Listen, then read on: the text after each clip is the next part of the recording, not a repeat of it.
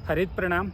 आज हम थार शोभा खेजड़ी के बारे में बात करेंगे और इस बात का मकसद जो है वो ये है कि मैंने अभी 2 दिन पहले जो पोस्ट चढ़ाई कि थार शोभा खेजड़ी है उसकी पौध एक जगह कहीं उपलब्ध है, मुझे जानकारी मिली है, तो उसके ऊपर बहुत सारी प्रतिक्रिया आई। 10,000 से ज़्यादा उस पोस्ट को लाइक मिल चुके हैं। तो ये जो इतना उसके ऊपर जो रिस्पॉन्स आया, इससे मुझे लगा कि मुझे एक वीडियो बनाना चाहिए और थार शोभा खेजड़ी के ऊपर, क्योंकि बहुत सारे कमेंट्स में कुछ कन्फ्यूज़न भी थे, ऐसा भी मुझे महसूस हुआ।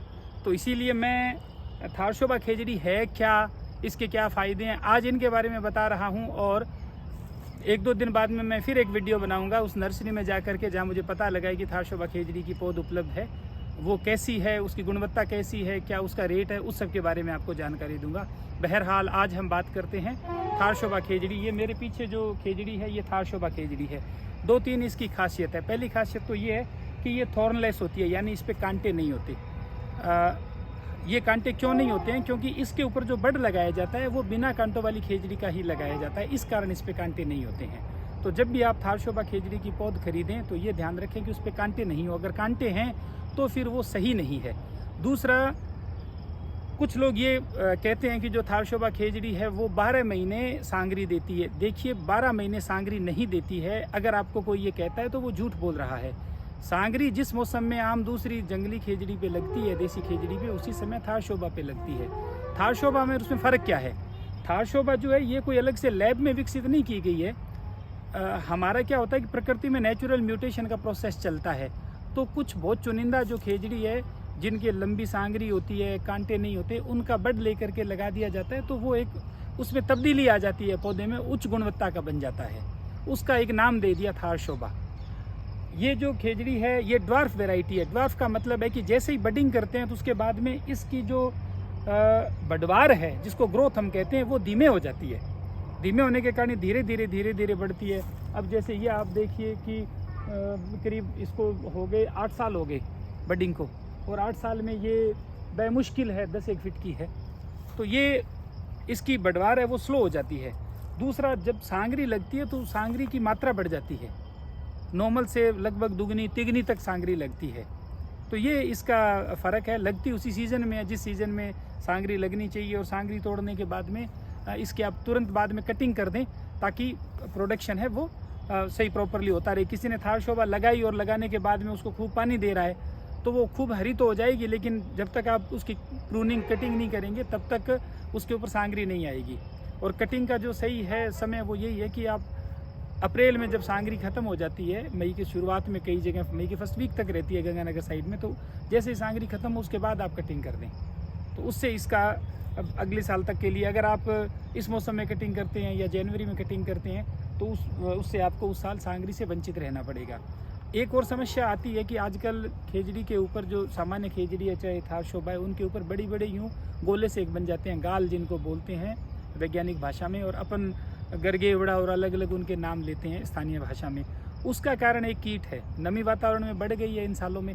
नमी बढ़ने के कारण क्या है कि वो कीट जब इसके ऊपर फूल लगते हैं उस समय वो कीट आ जाता है और वो कीट रस चूस लेता है फूलों का, और उसके बाद में मोम के जैसे छोटे छोटे गोले बनते हैं शुरुआती दिनों में। 1-2 दिन वो रहते हैं और उसके बाद में वो फिर उसमें गोलियां सी बननी शुरू हो जाती है, बड़े बड़े, फिर वो साइज़ में हो जाते हैं। तो वो जितने फूल है वो फिर ख़राब होकर के उसमें तब्दील हो जाते हैं, सांगरी नहीं लगती।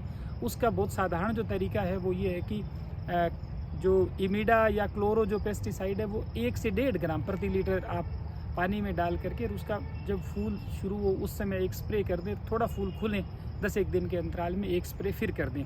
ये तो है इसका जो सिंथेटिक पेस्टिसाइड्स है उनसे इसका पेस्ट मैनेजमेंट। अगर आप ऑर्गेनिक पे जाना चाहें तो धतूरा है, करंज के पत्ते हैं, नीम के पत्ते हैं, आक के पत्ते हैं, इनको उबाल करके इनका जो है अर्क है उसको पानी में डाइल्यूट करके, जैसे आधा वो ले लें, आधा पानी ले लें, और फिर वो उसमें डाइल्यूट करके फिर उसकी स्प्रे कर दें, तो इसका इफ़ेक्टिव प्रबंधन हो जाता है।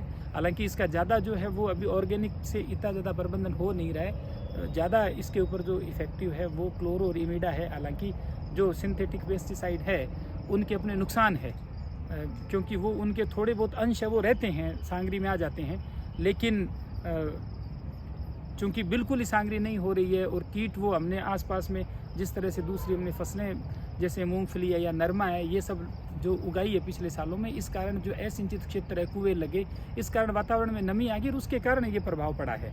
तो वो हमने इतनी बदलाव कर दिया तो इस कारण खेजड़ी है वो भी प्रभावित हुई है और ये सब गड़बड़ है वो शुरू हो गई है। तो सबसे बेहतर तो यही है कि हम ऑर्गेनिक उसके जरिए जाएं। ऑर्गेनिक से भले कम हमें मिले लेकिन वो शुद्ध होगी, जहर मुक्त होगी। अगर उससे बिल्कुल ही ख़त्म नहीं हो तब फिर विकल्प के रूप में वो है, और उसमें मात्रा बहुत कम रखनी है ताकि उसका असर है वो मामूली ही रहे। तो ये सब इसके बारे में बेसिक जानकारी थी खेजड़ी के बारे में। अब 2 तरीके होते हैं बडिंग के, उनके बारे में मैं बताना चाहूँगा। एक इन सीटू बडिंग होता है और एक नॉर्मल जो हम नर्सरी के अंदर जो है वो बडिंग करते हैं। इन सीटू बडिंग ये होता है कि जहाँ पे अपने आप खेजड़ी बीज से उगी है, या आपने देसी खेजड़ी का छोटा सा पौधा लगा दिया, बड़ा पौधा थैली में होता है तो उसकी जड़ें खराब हो जाती है, वो आपने लगा लिया, उसके ऊपर वहीं बड कर दो। ये इन सीटू बडिंग है इस खेजड़ी के ऊपर। तो उसका ये फ़ायदा होता है कि वो प्राकृतिक रूप से उसका जड़ तंत्र विकसित होता है, तो आपको पानी नहीं देने की ज़रूरत होती है। आप मरुस्थलीय एरिया में भी लगा सकते हो, ग्रोथ भी ठीक रहती है। जो थैली में तैयार खेजड़ी थारशोबा हम लेके आते हैं उसके साथ में एक समस्या ये आती है कि उसमें से सर्वाइवल कम रहता है। जैसे आपने 10 खेजड़ी लगाई तो 3-4 तो मर जाएगी, कई बार 5-6 तक मर जाती है। दूसरा जो बची हुई होती है वो भी बहुत धीरे धीरे बढ़ती है, कई होती है वो ठीक बढ़ती है। तो जिनका जड़ खराब होगी, नीचे थोड़ी सी ज़मीन हार्ड है, तो वो उनकी प्रभावित हो जाएगी, उनकी जो ग्रोथ है वो। तो ये थोड़ी सी समस्या रहती है। मैं वीडियो भी बनाता हूँ कि बडिंग कैसे करनी है। अभी इन दिनों में समय मिला तो मैं एक नया वीडियो बनाऊँगा, लेकिन मेरे इस पेज के ऊपर ही खुद कैसे विकसित करें खेजड़ी, इस तरह का कोई शीर्षक है, लगभग यही शीर्षक है। उससे आप अगर मेरे वीडियो सेक्शन में डालेंगे जा करके तो आपको पता लग जाएगा कि किस तरह से बडिंग करनी है। 5 मिनट का काम है। इस तरह स्थानीय भाषा में हम इसको पेम चढ़ाना बोलते हैं। खुद भी बडिंग कर सकते हैं। ये सब जैसे ये बीज की जो है ये सब ये बड है, इनको निकाल करके छिलके सहित लगाने, उस वीडियो में इसका पूरा डिस्क्रिप्शन है। अभी मैं 2-3 दिन में नर्सरी में जाऊंगा, तब मैं ये सब आपको बता दूंगा कि वहाँ पे कितने पौधे हैं, क्या रेट है, क्या उनका मोबाइल नंबर है, सब, ताकि वो डिटेल मिल जाएगी। तो आप कृपया जो है कमेंट बॉक्स में जा करके और मुझसे ये न पूछें कि क्या रेट मिलेगी, क्या सब है, क्योंकि मुझे अभी इसके बारे में जानकारी नहीं है। मैं उनके यहाँ जाऊँगा, देखूँगा, सारा डिस्कस करूँगा और वो जो कुछ भी होगा मैं आपको शेयर कर दूँगा। उसके बाद में आपको ठीक लगे तो आप वहाँ से परचेज़ करें, ठीक नहीं लगे तो आप रहने दें। तो धन्यवाद। इस वीडियो को आप शेयर करें ताकि अधिक से अधिक भाइयों तक ये जानकारी पहुँचे। हरित प्रणाम।